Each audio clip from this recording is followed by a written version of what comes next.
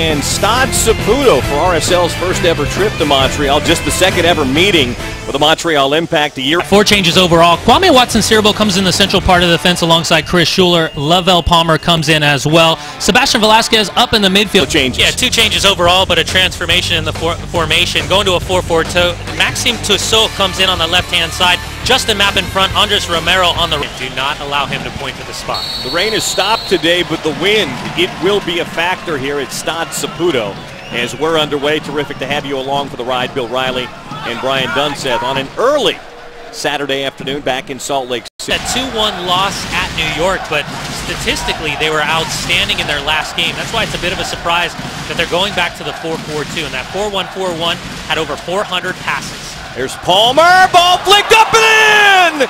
It's deflected in! Was it off Ferrari or Sandoval? It was Lavelle Palmer from distance. It looked like it hit the number 13 center back Matteo Ferrari, and Troy Perkins couldn't backpedal quick enough. That ball took a big loop, but for Lavelle Palmer getting the start on the right-hand side of the defense tonight, replacing Tony Beltran in the starting spot. Sandoval lays off for Grabavoy, goes through to Javier Morales, flicked into space. Beckerman gets his head up early, and Lavelle Palmer, time, space, no pressure, takes his chances, takes the deflection off Matteo Ferrari.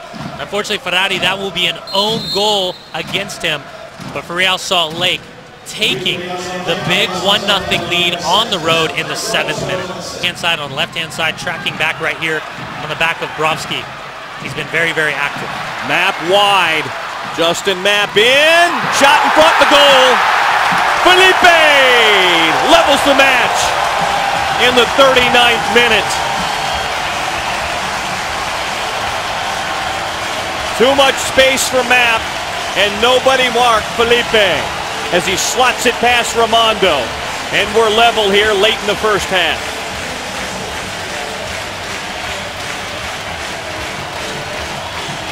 Now, we talked about Montreal in the pregame show being very good at wide play.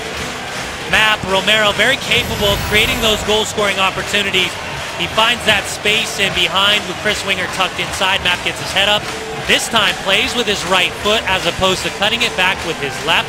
And Felipe, perfectly timed run coming out of the midfield, right down the heart. Slight little touch, opens up his hips, feels the challenges. Game-tying goal in the first half. Beckerman. Wide for Morales.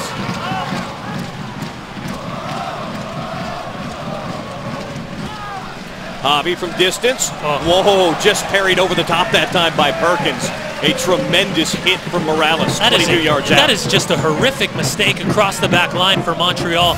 You're 2v1 right there. You're in a perfect spot. Look at where the two defenders are. Not an ounce of pressure, and then they just back off. Javi gets inside. Troy Perkins again almost gets caught off his line. That's a well-taken strike from Javier Morales. Having Lavelle Palmer playing right back is very comfortable in possession. He's played defensive midfielder for years with the Houston Dynamo. Here's Winger, 25 yards out, back to Morales. To Beckerman. Kyle, left-footed drive, just wide! Didn't miss by much that time as he got it back on the left. Yeah, inches, just inches outside that far left post of Troy Perkins. Good possession, good build-up out of the back for Real Salt Lake. Probing, moving, Kyle Beckerman stepping up at the last second. Good little ball inside. That slight little hesitation, that slight little hitch to get it back to his left foot, get that space, and he just pulled it by inches. Sonny, I've got to say this second half has started much like the first half, with a lot of space for RSL. And again, you look at those numbers, those are 2 blocks of 4 at the top of the 18-yard box. 50th minute, 1-1. Wenger, back with Schuler. Keeps it in. Wenger in. Cuts it back. Shot, save, Ramondo!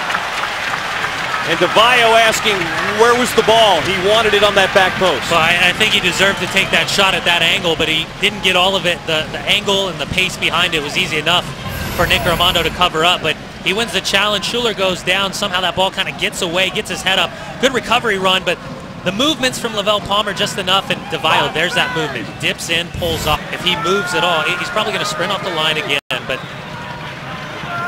Again, what's the point? Bernier, just over the top. If you're Kamara, tough distance there. If you're Kamara, why waste 100 yards of running just to do that? Bernier, you see the idea as he comes up and over. Very hard from that distance to get it up over the wall and drop back down. Ultimate skill check from that angle. Never, ever had a chance. 76th minute. Plays it in. Flicked on by Garcia. Watson Cerebro there. Shot and a goal! It's Beckerman!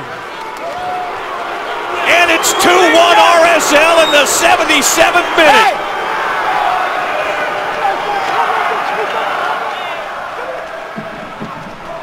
The captain breaks the tie here late in Montreal. We talked about it in the first half. Montreal electing to not go with anybody near post or far post, and it comes back to Hano.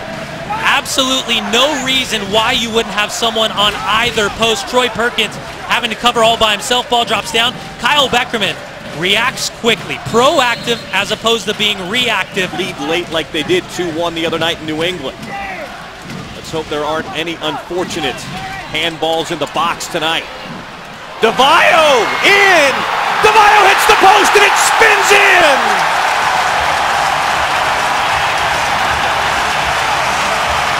He's done it again for the 6th time this year and the 5th time at home. Marco DeVio levels the match in the 80th minute.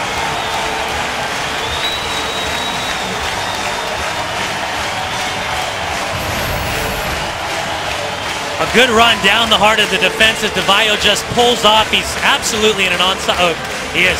He's onside, top of your screen. It's a delayed ball, but Chris Wingert had dropped a little bit deeper. And Wingert, based on his reaction, he knows.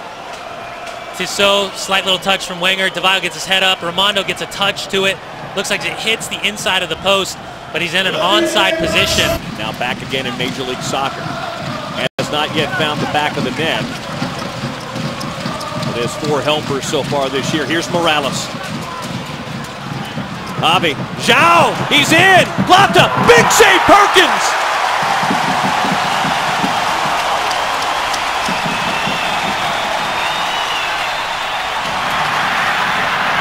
DeVio. He'll fire it wide. Well, it didn't take long for Plata to make an impact, and a big save by Perkins. He gets on his horse, he gets him behind, perfectly weighted ball from Javier Morales, slight hesitation, couldn't get his feet set. It's a great job from Troy Perkins, comes up, stays big, takes that right off the chest, condenses the space, doesn't allow Plata. That acts the opportunity right there. Back in again.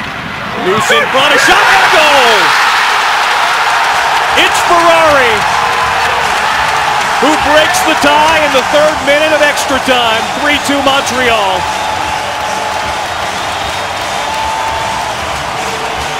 Making amends for the own goal early. The Impact lead at 3-2.